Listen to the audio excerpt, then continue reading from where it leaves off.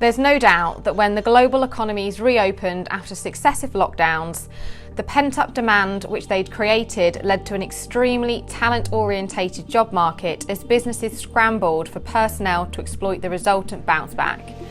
Accompanying this, though, was increasing levels of apathy among talent pools who had begun to reassess their priorities, with jobs and careers suddenly falling down the pecking order, meaning that quality candidates were in even shorter supply and were able to call the shots. However, as they say, nothing lasts forever, and with demand for talent likely to subside as economic growth eases off, it's important to have one eye on the long term to ensure that as things settle, you can maintain your own professional momentum.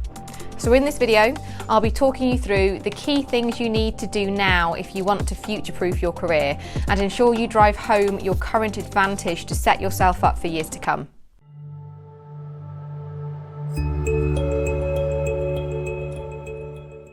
Hi, it's Emily Gregson here at Signature Career Management, where our passion is placing leading FMCG talent who transform the commercial performance of teams and organisations across the world. So, if you're looking to boost your career in FMCG, be sure to hit subscribe and click the link in the description below to follow our LinkedIn company page for up-to-date market insights, career advice, recruitment tips, and general all-round good content. And don't forget, if you'd like more information surrounding the content in this video, use the link in the description below to download a handy ebook that summarises everything I'll be talking about, as well as outlining the feedback we get directly from tens of thousands of our LinkedIn followers we survey every single week. It's easy to assume the current candidate-focused market is solely a product of the rapidly changing world of work formed in the aftermath of the global pandemic. However, the current favour that quality talent pools are experiencing has been a long time in the making, with the swing and emphasis beginning as far back as the early 90s with the birth of the internet. Candidates suddenly had access to an information superhighway which made searching job vacancies instantaneous and the ability to explore opportunities as easy as the click of a mouse. Yes, this shift in focus may have accelerated over recent years due to extenuating circumstances created by a global pandemic, but as is certain with anything that relates to the economy, the incessant boom and bust cycles that keep us all grounded are likely to mean that the highly candidate-led job landscape is sure to readjust over the coming years. What candidates need to consider is how the decisions they're making in the short term will impact their long-term progression. Yes, good candidates can command high salaries and have their pick of jobs, and yes, they can demand remote working and can move on if they're less than completely satisfied with their new work environments. But when the market swings and employers start to yield greater power again, how will these career choices stack up when viewed through a less accommodating lens? So, given the future implications of the choices that are currently being made, I thought I'd offer my insight to enable people to make decisions that will stand the test of time and future-proof career progression. A new study by Amazon has found that 74% of millennial and Gen Z workers are planning to quit their jobs in 2023 due to a lack of skill-building opportunities. If this describes your own personal outlook, it makes sense that to gain the sort of longevity from your next role that will demonstrate to future employers that you're worth investing in, then you need to future-proof your CV by seeking out jobs that offer opportunities for growth and development. Not only does this provide more sustainable as well as personally rewarding career progression, but it also enables you to prove to potential employers that you have a growth mindset and self-starter attitude. Attributes that are extremely attractive to those looking for someone on the upward curve of their career who they can extract value from as they continue to grow and develop. This approach also provides surety in the event of a shifting recruitment landscape, because regardless of whether a market is buoyant and salaries are rising quickly, or if it's stagnating and businesses are looking to protect their bottom line, candidates that demonstrate potential are extremely appealing to employers due to the significant value for money that they can deliver. This approach does require more effort, given the majority of those recruiting typically target the finished article who can hit the ground running. This is because hiring managers looking for the path of least resistance are often drawn to candidates with a complete skill set, as it requires less of their time to train and support them. Instead, anyone looking to find opportunities that will provide headroom for growth will need to seek out and qualify hiring organisations that have a culture inherently focused on learning and development that will supersede the preferences of individual hiring managers. The change in emphasis towards talent strategies that are development-based is likely to become more prevalent as the market recognises and adapts to the changing needs of candidates, but certainly in the short term, those seeking to safeguard their career progression should search opportunities as well as the wider organisation's attitude towards skills development if they want to be able to qualify job roles that provide an opportunity for self-improvement. If you're able to successfully do this, when the wider market catches up and candidates with the attributes that enable them to expand into a role start to command a premium, you'll be perfectly positioned to demonstrate your suitability. Remote and hybrid working rose to prominence under the restrictions of COVID lockdowns. But although these working practices have since become commonplace, many of the medium to long-term implications of this new type of working relationship still remain uncharted.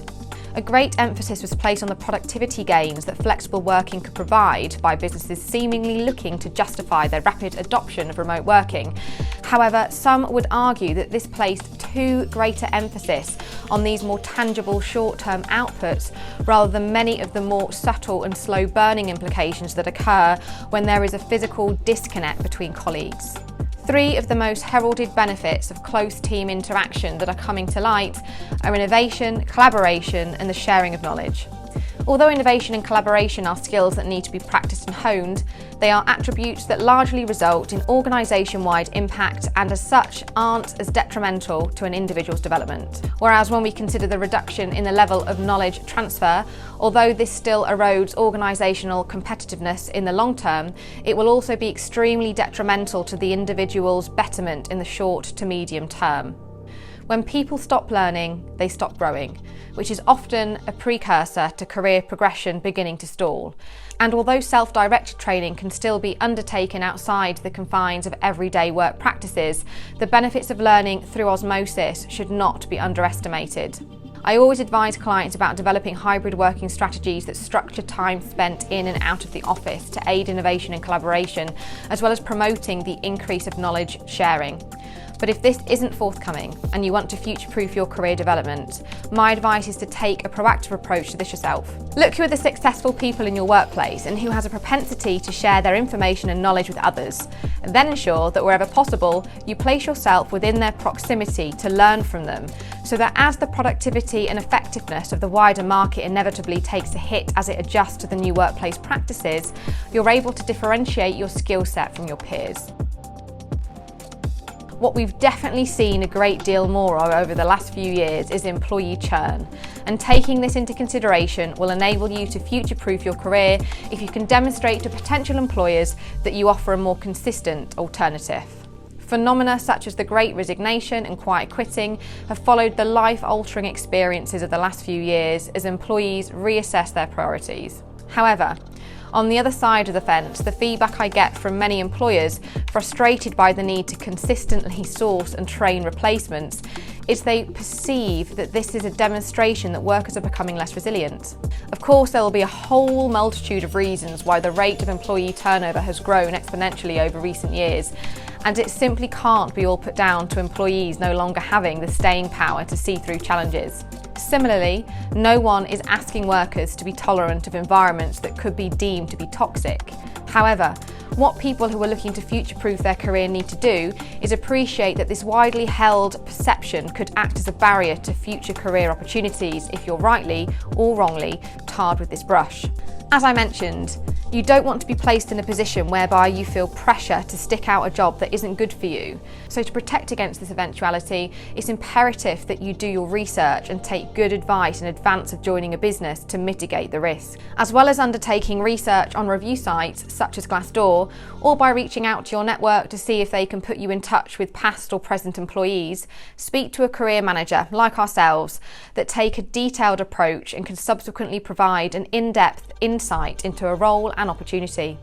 This way, you'll be able to make informed decisions rather than taking a leap of faith, because those who get it right and can demonstrate greater longevity in roles are a far more appealing prospect to potential employers when you finally decide that the time is right to move on. Not only that, but the less time you spend in your career learning new company procedures and internal systems, then the more time there is available for advancing the transferable skills that offer real value to future employers.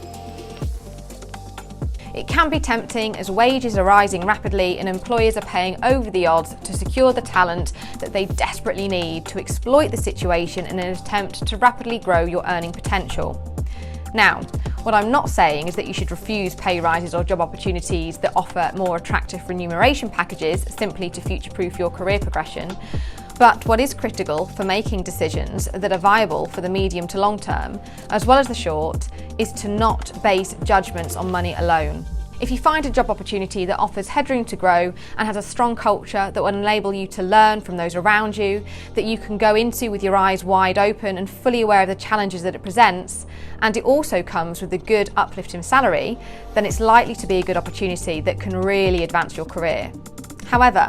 if you take a job purely because it's offering a significant uplift in salary, you risk making the wrong move for the long term, which can sometimes result in your career stalling or even taking a backward step.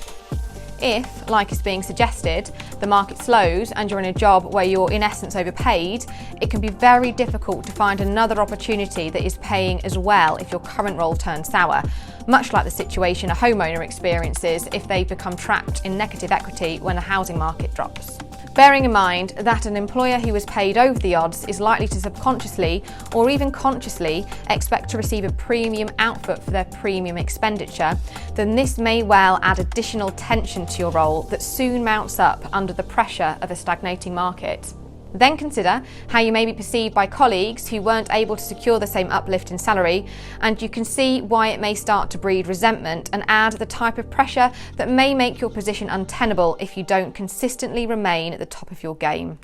Unfortunately, if this results in a situation where you need to find a new opportunity, whether or not it's through any fault of your own, it's very easy to be priced out of the market if you're unprepared to take a backward step on salary.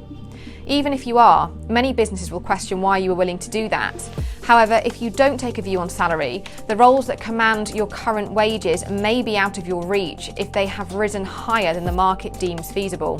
When it comes to making decisions on jobs, don't just get swayed by the initial salary on offer. It's always best to consider how this will pan out over the next few years and then make a decision based on the wider picture. So there you have it, my top tips for actions you need to take now to protect your career development for the future. Without a crystal ball, it can be difficult to know what to do for the best when making short-term decisions that have long-term implications. Chasing immediate gains often takes precedence due to the resultant impact being far more tangible and within reach. But the prevalence of the phrase, "good things come to those who wait," should not be underestimated, particularly when it comes to making career-defining decisions. These judgments should not be made alone though, and as with any life-defining moments, it's imperative that the choices are made with the maximum possible insight and the wider picture being made available. It can be difficult to know whether to trust the advice of those people around you who hold a stake in the outcome though. For example, employers who may overstate their L&D initiatives to make themselves sound more appealing, or recruiters intent on placing you in a role to make a fee, saying whatever is required to get the deal over the line. This is one of the reasons why I reward my team based on feedback, not fees, so that candidates, as well as clients, can at least rest assured that we have their best interests at heart. And this leads on to my fifth and final tip that ensures you're able to make decisions that future-proof your career. And that is to surround yourself with people you trust so that you're confident that the advice that you're being given helps you make informed decisions that benefit you, not someone else who is intent on lining their own pockets. That's it for now, but don't forget to check our resources page, which you can find in the link in the description below, where I'll sum up all of the handy tips in a free to download handy ebook. But until then, thanks for watching.